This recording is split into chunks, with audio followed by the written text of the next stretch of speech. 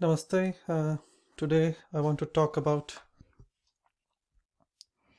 a big myth that is constantly repeated in spiritual circles.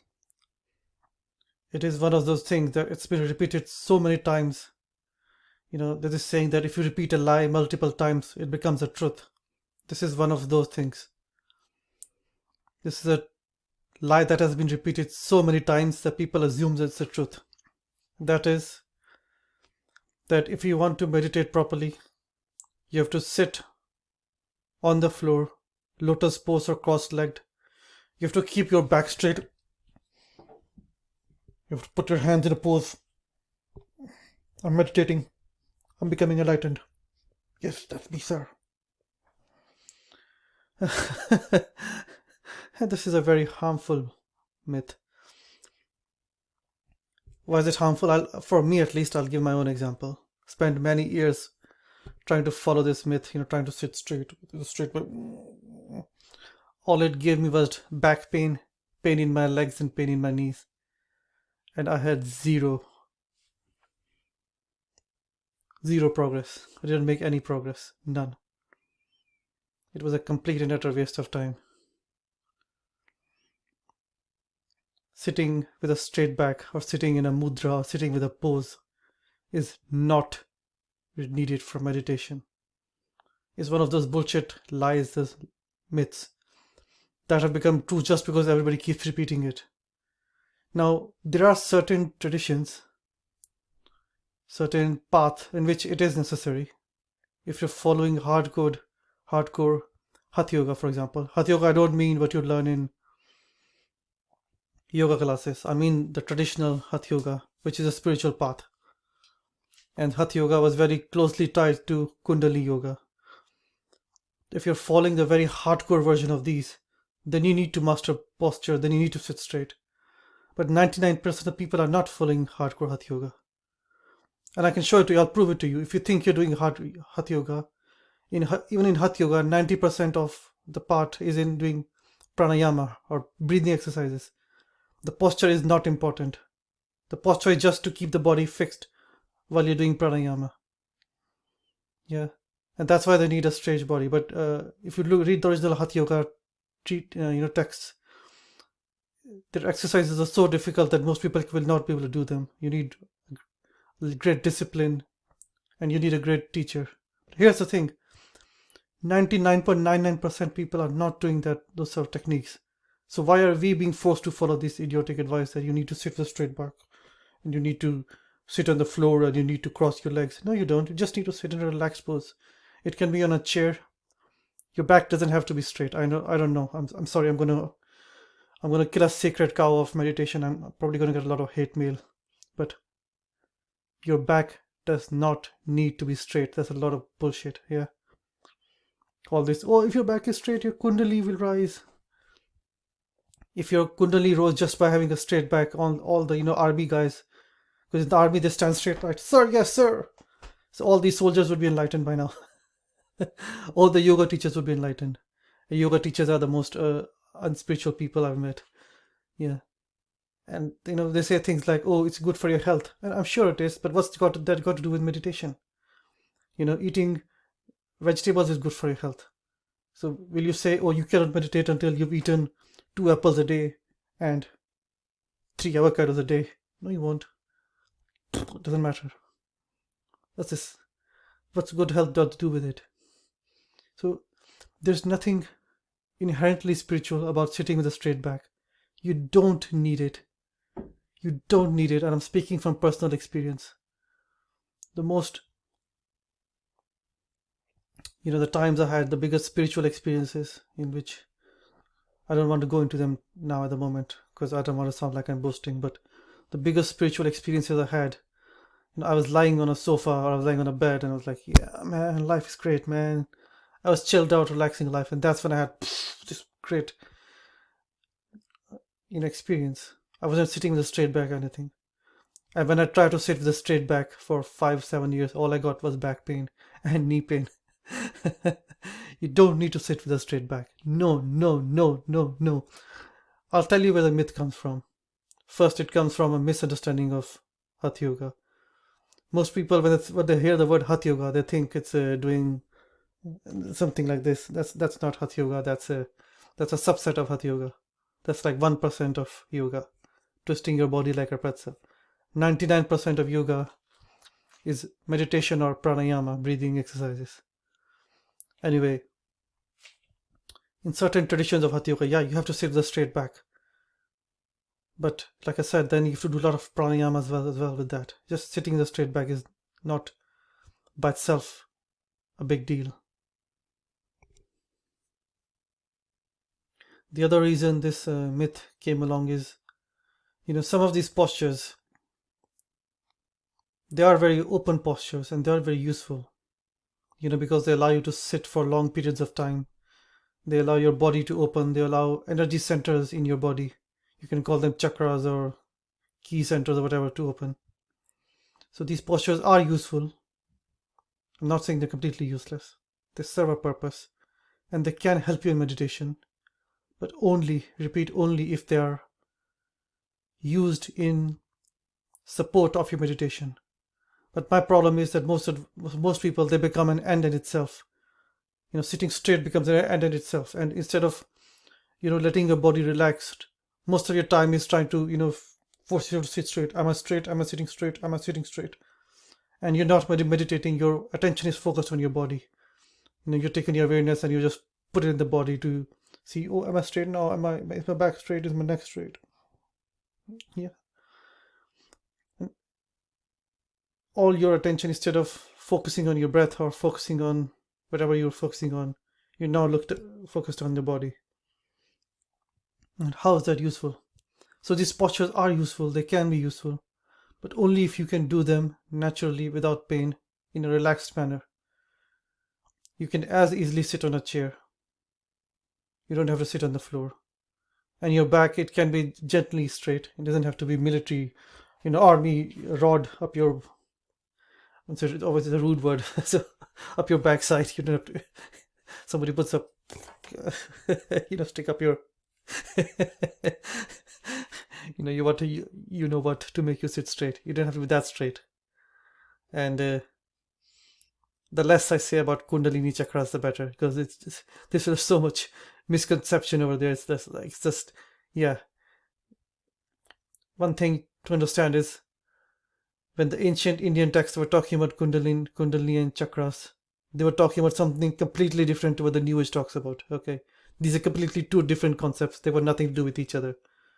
So in the ancient Indian texts, the chakras were closed for everyone, and they only opened when you became enlightened. While in the New Agey stuff, they're open for everyone, and if your chakra closes, you become sick or you have psychological problems or whatever. So these things, they're talking about two different things. In Indian ancient texts, the chakras are always closed, and the Kundalini is always asleep. It only awakes when you become enlightened. And that's why I don't trust anybody that says, oh, you have to sit straight because your chakras won't open, or your chakras. These people, it's a new agey concept of chakras, which is different to the Indian concept of chakras. I think what in many new age have done is they've they've combined the Chinese medicine system. So in Chinese medicine, they have got these key energy centers in the body, and through which ki or prana flows. And when New Age type do is they've combined this concept of these energy centers, which through which ki flows with the Indian chakra system, which is completely different. Because in Chinese medicine, these centers are open at all times, and they only close when you're sick or you've got problems, and standing straight or doing meditation or yoga or qigong or tai chi can help open them. I think that's where this myth comes from, combining two different concepts. Anyway, yeah, so anytime anyone says that you have to sit straight to open your chakras, I just go, you got no idea what you're talking about. Like I said, if just standing straight, open your chakras, and all yoga teachers and soldiers will become enlightened. Hint, they're not. Soldiers maybe, yoga teachers not. So Yeah, that's a big myth that you have to sit straight to open your chakras. The other answer is that sitting in certain poses like lotus pose allows you to sit longer. Maybe it does for you, in which you have a bravo, sir. For me, all it does is give me pain in my arse, for Americans ass, and pain in my knees. That's all that it gives me. Doesn't allow me to sit longer, and it brings all my attention to my body. The third is that by sitting in certain poses and mudras, uh, your body is more open energetically to receive from the divine, and that's true to a fact certain degree. Yes, it is, but the effect is very small and very minor, and it's not worth torturing your body over by sitting in a um, on the hard ground for hours while your bum hurts. Now personally I do sit on the floor when I'm meditating, but I'll come to why I do that. Thing is that you must sit where you're relaxed. So you can sit on a chair or even on a sofa, although sofa I don't recommend. You shouldn't sit at places where you normally sit for, watching TV or going to sleep. That's why you shouldn't meditate on your bed, because that puts you in your mind of sleeping. You shouldn't meditate on your sofa because that's where you're watching TV or Netflix or going through your iPad or whatever. So it puts you in that sort of mood. So ideally, you want to sit in a simple chair in a different location from what you normally sit from. So I don't have much. I don't have a big house. I'm shooting this in my kitchen. Yeah. So I don't have a big house. So also I'm shooting in the kitchen because otherwise my son is asleep. So I'm trying to keep the noise down. I don't. If I shoot in the drawing room, he'll hear it. So so I don't have a lot of place. So I prefer to sit on the floor. And I have two or three places where I usually sit. But I sit on a thick carpet. I don't cross my legs, or I just have my legs spread out. Or if I cross, I'll sometimes cross them if I get tired of sitting. But equally, I'll sit on a chair and sometimes even on a sofa. And like I said, some of the most spiritual experiences I had were on a sofa or on a bed. So the key thing of meditation is to be relaxed and calm and joyful, and you cannot do that if you're sitting in something that's very uncomfortable and your knees hurt. Trust me, I've tried that. Been there, done that. Don't want to do that again. There's nothing spiritual about it. If you like sitting on the floor in a lotus pose, that's fine. All the, you know, congratulations. But to insist that everybody has to do it, it's a requirement. No, it's not. It's just a preference. Yeah. That's like saying you have to wear orange robes and you have to shave your head and become a monk and call yourself Swami Fatananda. No, you don't. If you want to, even if that floats your boat, go ahead, do it. Shave your head, put on an orange robe, and sit in lotus pose for 10 hours. I'm not going to stop you. It's your life. You can do what the hell you want. But don't insist that everybody has to do it. So, yeah, do you have to sit with a straight back? No. No, no, no, no, no. Sit in a comfortable pose. Yeah. Sit as straight as you can, just because it's easier and it's more relaxed. It's actually easier to sit with a slightly straight back than with a hunched back, and not just because of posture. You just, your back will hurt less if it's slightly if your back must be in a relaxed state, straight state. Not too tall, but not hunched over either, like you're typing on a computer. Tick tick tick tick. So you have to find your own balance. You go with comfort because your job is to take your consciousness from your body. So whatever is easy for you, do that. Sit on a chair if you want. Sit on a sofa if you want. It doesn't matter that much. Just don't try sitting on your bed that you sleep on. And I've tried that. That's the worst place because your mind immediately tries to put you to sleep, puts you in a sleep mode. But other than that, yeah, do what's comfortable. And there's no hard rule that you have to sit straight and with a straight back, and that you have to sit in lotus pose. No, it doesn't matter. It's just a personal preference. And I find it quite arrogant of some people to claim that their personal preference is a rule. This is a personal preference. If you like it, do it.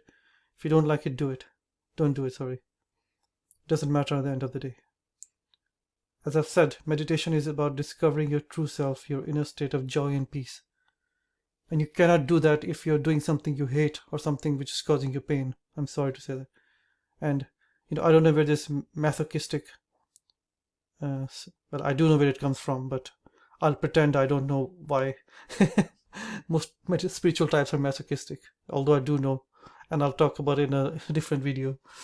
But yeah, TLDR or TLDW.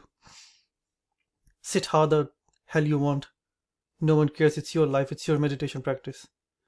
Choose something that's comfortable for you. And if your shoulders hunch or your back hunches, doesn't matter. No one cares. And it will not stop your spiritual progress. Because the spiritual path is not one of learning how to control your body, torture your body, or make your body strong. If you want to make your body strong, that's fine. Yeah, go do yoga, go do pull-ups, go do calisthenics, go do weightlifting, and that's good. But don't pretend that that's spiritual. There's nothing spiritual about it. There's nothing spiritual about doing the physical part of yoga, the twisting part. There's nothing spiritual about doing weights. It's a good exercise if you enjoy it, but it's not spiritual. And it will not help you meditate. Okay? Relax. Enjoy your life. Chill out, dude. And I'll see you later. Thank you. Thank you for listening this so far. Namaste.